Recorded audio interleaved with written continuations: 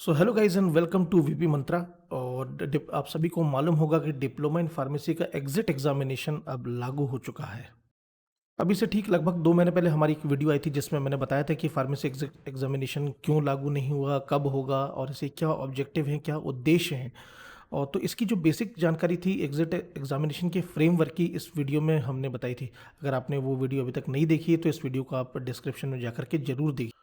तो सिंस चूंकि exit examination अब लागू हो चुका है तो इस वीडियो में हम कुछ जो मेन हाइलाइट्स कवर करेंगे वो है सबसे पहले कि एग्जामिनेशन कौन कराएगा। मतलब आप अगर किसी कॉलेज किसी विश्वविद्यालय में पढ़ रहे हैं तो किस कौन कंडक्टिंग बॉडी होगी, कैसे होगा। दूसरा, सिलेबस इसका क्या होगा। तीसरा, एग्जामिनेशन फॉर्मेट क्या रहेगा। और चौथा कि अगर आप ये एग्जामिनेशन पास नहीं कर पाते हैं तो क्या होगा।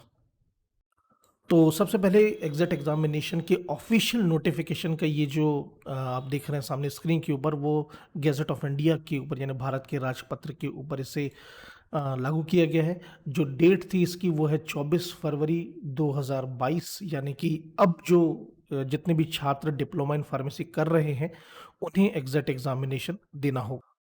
This is the English version of the official notification released on 24th February।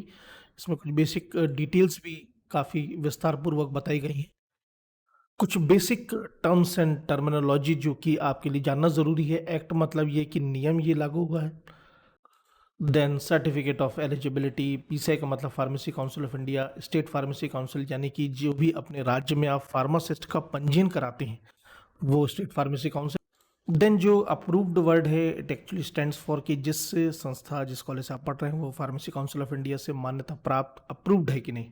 और diploma in pharmacy exit examination definitely वो टाइटल है, यानी कि वो एक ऐसा एग्ज़ाम है जो कि प्रिस्क्राइब्ड अथॉरिटी के द्वारा ही कराया जाएगा। तो prescribe authority basically pharmacy council of India ही तय करेगी।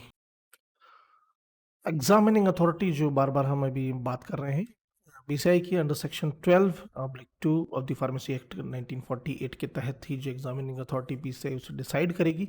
ये जो इंडियन इंडियन गैजेट नोटिफिकेशन है उन्होंने पीसीआई को ही ये कार्यभार सौंपा है।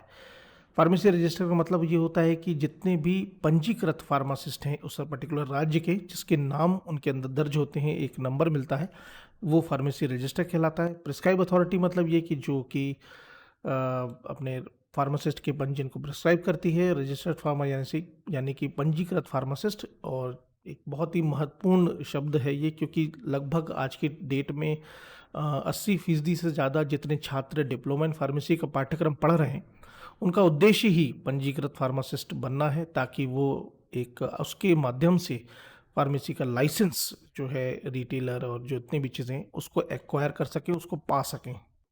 ऑब्जेक्टिव यानी कि ये उद्देश्य बेसिकली कि diploma in pharmacy exit examination क्यों कराया जा रहा है इसके बारे में ज़्यादा मैं डिटेल में नहीं बोलूँगा क्योंकि मेरी पिछली वीडियो में जो मैंने इसका भी नाम लिया था उसमें मैंने डिटेल बता दी थी। तो फिर भी उद्देश्य एक संक्षिप्त में यानी कि एक सार में हम लाइन में ये बोलें कि सिर्फ इसको एक रेगुलराइज करने के लिए है, इसका एक क्लास लेवल मेंटेन करने के लिए ताकि जितने भी छात्र डिप्लोमा इन फार्मेसी पढ़ रहे हैं वो उसे लर्न कर सकें और उसका पूरा इस्तेमाल सही ढंग से हो सके। बेसिकली बहुत सारी चीज़ें मैंने पिछले वीडियो में कही थी, मैं यहाँ पर टाइम वेस्ट नहीं करूँगा, आप उस वीडियो को ज़रूर देख लीजिएगा regarding the objective. So guys अब ये बहुत ही महत्वपूर्ण भाग है इस पर्टिकुलर हमारे सेगमेंट का। बहुत सारे लोगों को इसमें कन्फ्यूजन था कि डिप्लोमा इन फार्मेसी का मेन एग्जामिनेशन हम पास कर लिए, मतलब that is actually to acquire the pharmacist registration.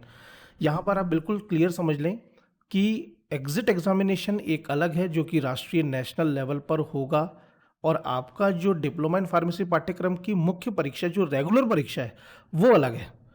तो सबसे पहले आपको अपने डिप्लोमा इन फार्मेसी को कंप्लीट करना पड़ेगा, तभी आप एग्जिट एग्जामिनेशन में रजिस्टर कर पाएंगे। ये बिल्कुल क्लियर ध्यान में रखें। दूसरी बात ये कि आपका जो कॉलेज है जहाँ या यूनिवर्सिटी जहाँ से भी आप पढ़ रहे हैं डिप्लोमा इन फार्मेसी वो बीसीआई अप्रूव्ड होना चाहिए। वहाँ से पास करने के बाद डिप्लोमा इन फार्मेसी करने के बाद आपको डिप्लोमा इन फार्मेसी की सारी मार्कशीट और सारे रेलेवेंट डॉक्यूमेंट। अब यहाँ पर रेलेवेंट डॉक्यूमेंट का मतलब ये है कि आपकी जो डिप्लोमा इन फार्मेसी की मार्कशीट है, मेन मार्कशीट है, सर्टिफिकेट जो है वो ही मेरे ख्याल से पर्याप्त होगा और इसके अलावा कोई ज़्यादा डॉक्यूमेंट की ज़रूरत नहीं है। तो ये डॉक्यूमेंट स्कैन करके आपको डी फार्मेसी के एग्जैक्ट एग्जामिनेशन के पोर्टल पर अपलोड करने होंगे। उसके बाद ही ये वेरीफाई होगा कि हाँ आपने डिप्लोमा इन फार्मेसी को पास कर लिया है और अब आप एग्जिट एग्जामिनेशन में बैठने के लिए eligible. Now coming to the procedure of conducting the examination, जो कि एक इंपॉर्टेंट है आपकी जानकारी के लिए।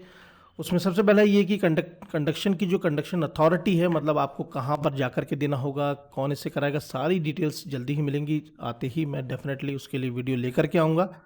जो क्वेश्चन पेपर होगा वो बेसिकली 3 पेपर्स का होगा, अलग अलग 3 क्वेश्चन पेपर होंगे, 1-1 घंटे के होंगे और मल्टीपल चॉइस क्वेश्चन होंगे, जिसमें कि जो मुख्य विषय हैं pharmaceutics, pharmacology, chemistry, hospital, clinical pharmacy, jurisprudence, drug store management, ये कुछ इनके ऊपर ही आधारित रहेगा। यहाँ पर आप एक्चुअल में देख सकते हैं कि कुछ विशेष सब्जेक्ट्स का ही यूज़ किया गया है, that is pharmaceutics, pharmacology, pharmacognosy, chemistry, biochemistry, hospital, clinical pharmacy, jurisprudence and drug and store management.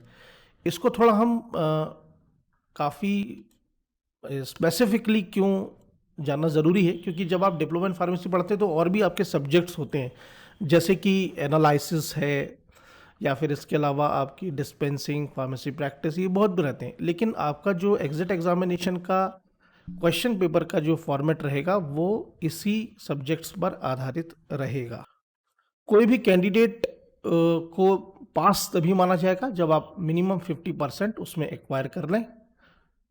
सभी कैंडिडेट्स को तीनों पेपर पास करने होंगे, ऐसा नहीं है कि क्यूमुलेटिव वे में आप 50% लाएं। कुल मिलाकर के जो 3 पेपर आप देंगे आपको तीनों को पास करना पड़ेगा। इसमें 50% आपके होना चाहिए। 1-1 घंटे के 3 पेपर हैं, कुल समय अवधि 3 घंटे की रहेगी, मतलब सेंटर के अंदर पेपर के सामने आपको 3 घंटे बिताने होंगे और अटेम्प्ट करके करना होगा। सर्टिफिकेट और एलिजिबिलिटी, यानी कि अगर आप पास कर लेते हैं, मोर देन 50% आप ले आते हैं तो आप पास हो जाएंगे। इसके बाद वो भाग जो कि आप जिसके लिए डिप्लोमा इन फार्मेसी मुख्य रूप से कर रहे हैं बहुत सारे लोग, वो ये कि अभी तक जो एक अमूमन जो प्रोसीजर है वो ये कि डिप्लोमा इन फार्मेसी का सर्टिफिकेट लेने के बाद आप सीधे स्टेट फार्मेसी काउंसिल में जाकर के फार्मासिस्ट का पंजीयन सर्टिफिकेट जो है रजिस्ट्रेशन कराते हैं और रजिस्ट्रेशन मिलने के बाद आप लाइसेंस लेते हैं। लाइसेंस मिलने के बाद आप अपने बिजनेस में प्रोसीड करते हैं। तो सेम प्रोसीजर, सब कुछ वही रहेगा। सिर्फ बात इतनी सी है कि डिप्लोमा इन फार्मेसी के पास मार्कशीट के साथ साथ आपको एग्जिट एग्जामिनेशन के पास मार्कशीट भी लगानी पड़ेगी। जितने भी दस्तावेज आप संलग्न करते हैं फार्मासिस्ट, स्टेट फार्मेसी काउंसिल में फार्मासिस्ट के पंजीयन के लिए। और एक मुख्य बात ये कि जो लोग ऑलरेडी अब पास आउट हो चुके हैं, जो लोग ने रजिस्ट्रेशन कर लिया है, मतलब जो ऑलरेडी रजिस्टर्ड फार्मासिस्ट हैं, उन्हें एग्जिट एग्जामिनेशन नहीं देना होगा। सो गाइज, ये था कुछ बेसिक डिटेल्स जिसके ऊपर एक शॉर्ट मैंने डिटेल में बताया कि एग्जिट एग्जामिनेशन की फॉर्मेटिंग का क्या सिस्टम रहेगा और इस एग्जामिनेशन को कैसे पास करें, इसके ऊपर वीडियो आनी चाहिए। यानी प्लीज़ आप लोग सभी लोग कमेंट कीजिएगा, एक एक्सक्लूसिव वीडियो मैं लेकर के आऊँगा कि एग्जिट एग्जामिनेशन को कैसे पास करें, मतलब आप किन टेक्निक्स एंड टूल्स का इस्तेमाल करके अपने एग्जामिनेशन की पोटेंशियली तैयारी कर सकें। So guys, thank you so much for watching this video. आपकी कोई भी क्वेरी क्वेश्चन हो तो प्लीज़ कमेंट ज़रूर कीजिएगा। ये काफ़ी कभी इम्पॉर्टेंट पॉइंट है, एक समय है जहाँ पर बहुत सारे मन में सवाल उठेंगे। आप ज़रूर कमेंट करें, मैं डेफिनेटली आंसर करूँगा।